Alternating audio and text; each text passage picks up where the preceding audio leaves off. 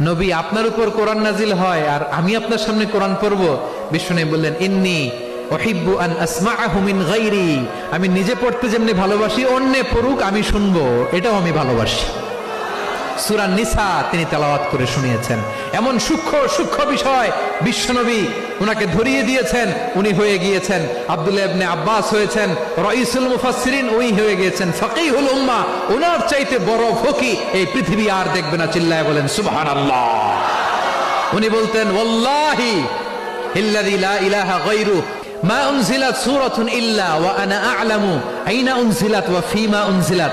বিশ্বনবী এমন ভাবে কোরআনের দার্স আমাকে দিয়েছেন, কোরআনে যত সূরা নাজিল হয়েছে, যেখানে নাজিল হোক না কেন আমি জানি এটা কোথায় নাজিল হয়েছে এবং কোন প্রেক্ষাপটে নাজিল হয়েছে। এমন একটা সূরা নাই যে সূরার কোথায় নাজিল হয়েছে আমি মাসুদের জানা নাই, কোন প্রেক্ষাপটে নাজিল হয়েছে আমার জানা নাই। এরকম ঘটবে না, চিল্লায় বলেন আল্লাহু আকবার। এই আব্দুল্লাহ ইবনে মাসউদ রাদিয়াল্লাহু তাআলা ওমর ফারুকের সময় কুফার চিফ জাস্টিস ছিলেন।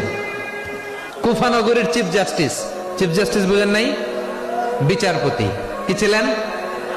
সবাই বলে নাই, কি ছিলেন? বিচারপতি ছিলেন।